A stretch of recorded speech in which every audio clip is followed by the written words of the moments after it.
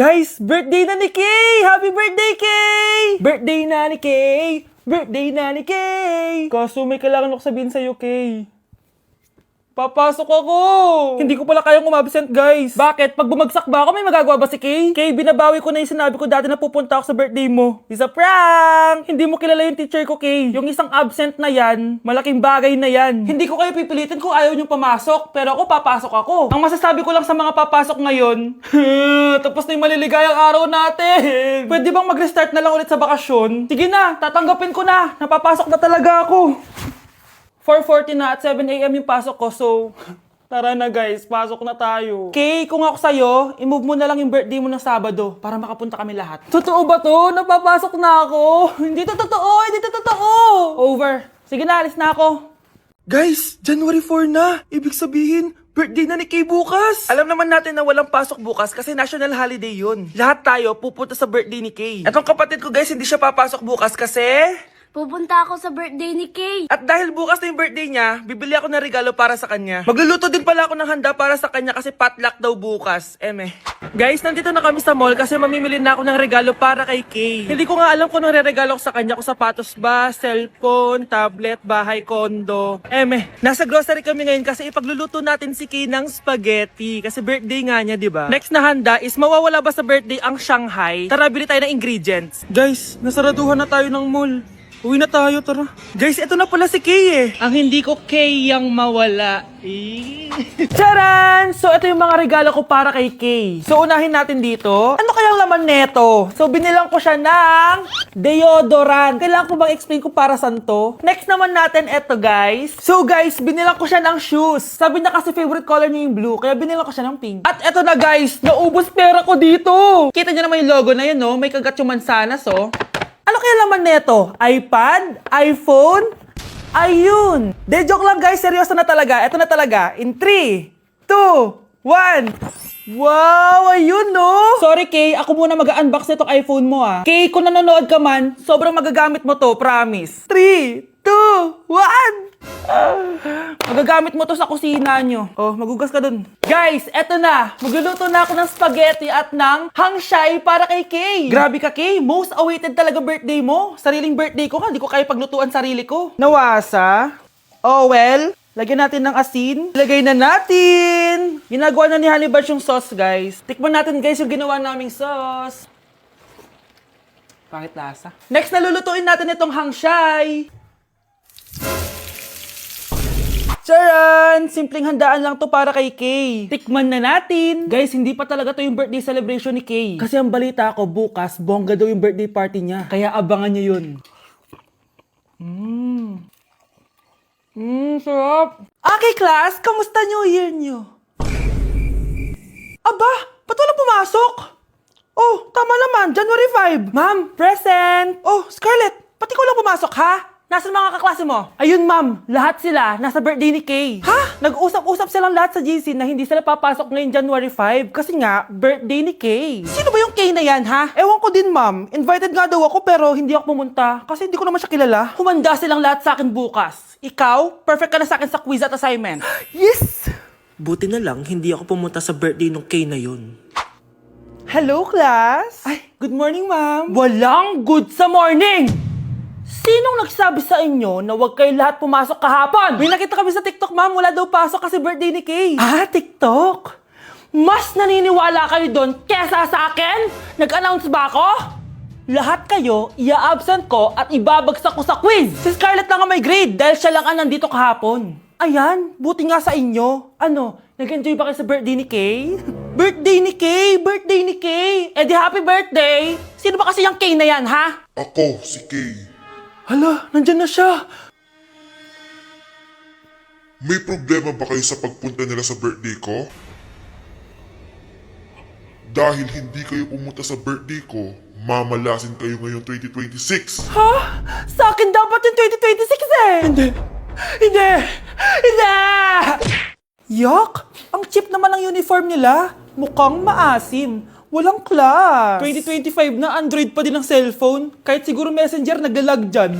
Ang ganda nga ng uniform, ang sasama naman ng ugali. Naka-iPhone ka nga, talo ka pa din naman sa ML. Ipabuhat yarn. Ang baho siguro ng classroom nila, no? Tapos nag-aagawan pa sa electric fan kasi wala naman silang aircon. Feel ko pinapalo sila ng teacher nila kapag nagkakamali sila. Ang boring siguro sa classroom nila. Mas masaya pa rin talaga sa public school, no? Balita ko, mga korap mga magulang niyan. Kaya madaming pera. May araw din kayo, men. Nakatikim na kaya sila ng steak? Feel ko hindi nila afford.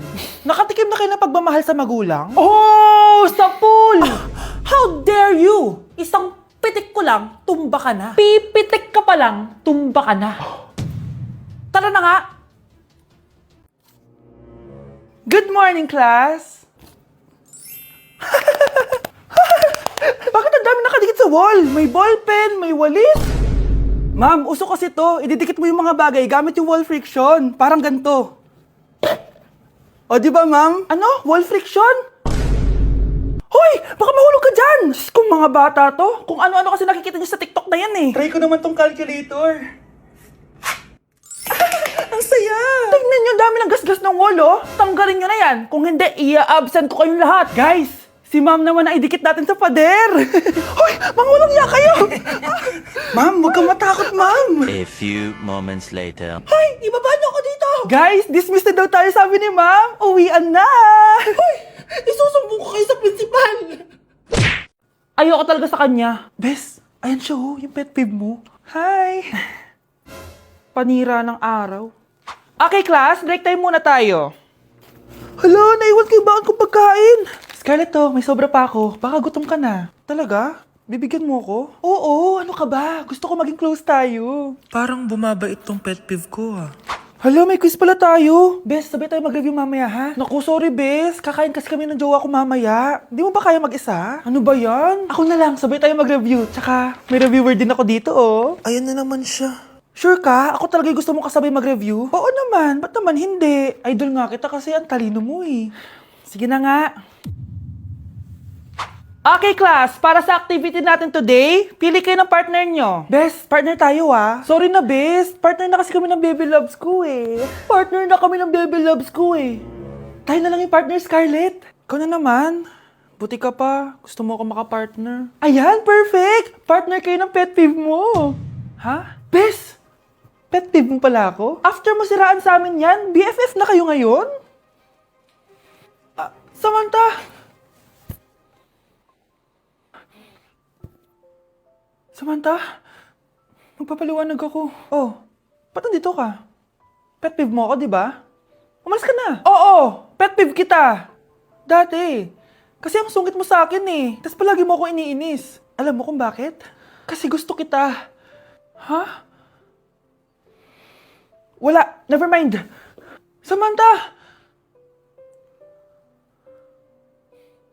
Nandito ako sa Japan at kakain tayo kasi di ako makatulog, guys. Time check, 1 AM na. Imbis na natutulog, kakain tayo. Buti na lang talaga sobrang lapit lang ng Family Mart sa hotel namin. Ito yung hotel namin, tapos ito lang yung Family Mart. Diba sobrang lapit? Sobrang daming pwedeng bilhin, oh. Daming onigiri, oh. Kuha tayo neto. Mukhang masarap tong chicken and vegetables. Hindi naman ako sobrang gutom. May mga gusto lang ako itry. Kuha tayo netong favorite kong drink. Try naman natin tong blueberry na flavor. Tapos ganito din yung Yakult nila dito. Actually, pampatulog pala to. Akala ko Yakult talaga siya. Ito muna bibilin ko dito. Hanap tayo ng 7-Eleven. Ito guys, may nahanap ako 7-Eleven.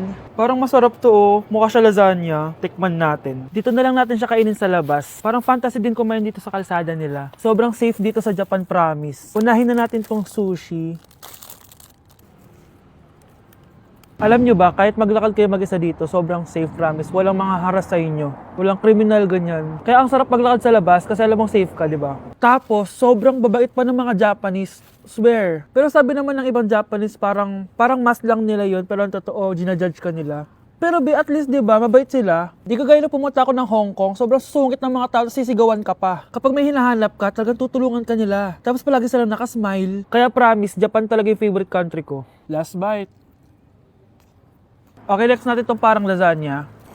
Guys, sobrang bango. Sobrang sarap ng itsura niya. Tikman na natin. Ang sarap! Ito din yung gusto ko sa Japan. Sobrang sarap ng mga pagkain nila. Like, promise. Wala pa kami natitikman dito sa Japan na hindi masarap.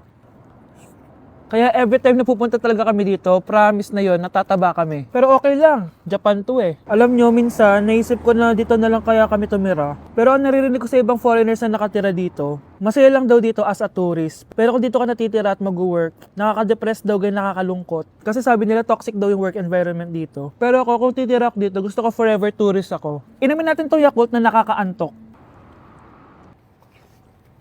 Last bite! Pabalik na ako ng hotel guys and inumin na natin to favorite nating drink. Medyo malansa siya tas maasim. So yun lang guys, bye!